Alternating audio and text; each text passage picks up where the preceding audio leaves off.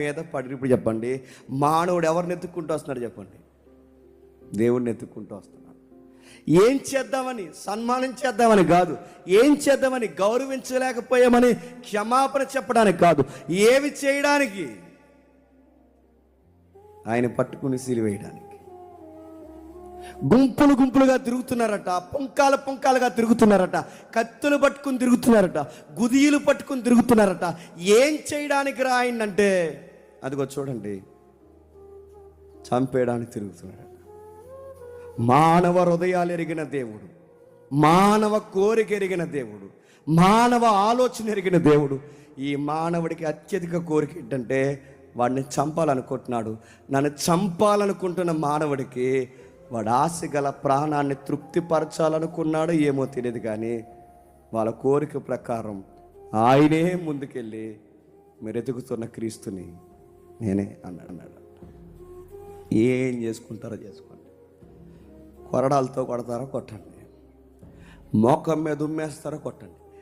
మీ కోపం తగ్గే వరకు నన్ను ఎంత నలిపేయాలనుకుంటున్నారో నలిపేయండి అని తనను తాను చెప్పండి.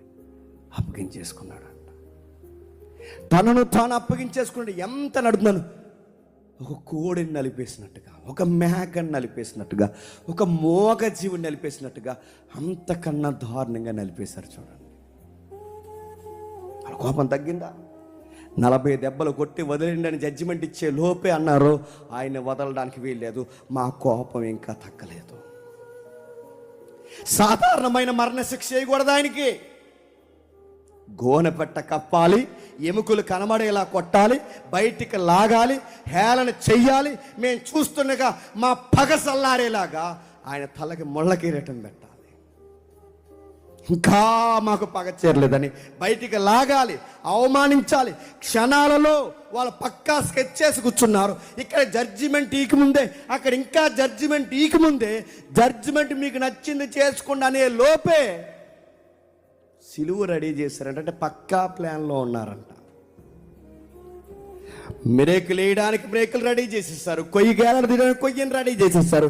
ఎక్కడికక్కడే రెడీ అయిపోయారు. ఎందుకంటే వాళ్ళ కొద్దిసేపట్లోనే ఆయన ఎలాగైనా చంపేయాలని పక్కా ప్లాన్ చేశాడు. ఆయన భూమి మీదకి వచ్చిన దగ్గర నుంచి ఏం చేస్తున్నారు? అవమానించారు. భూమి మీదకి వచ్చాక పసిగందుగా ఉన్నప్పుడు ఏం చేశారు?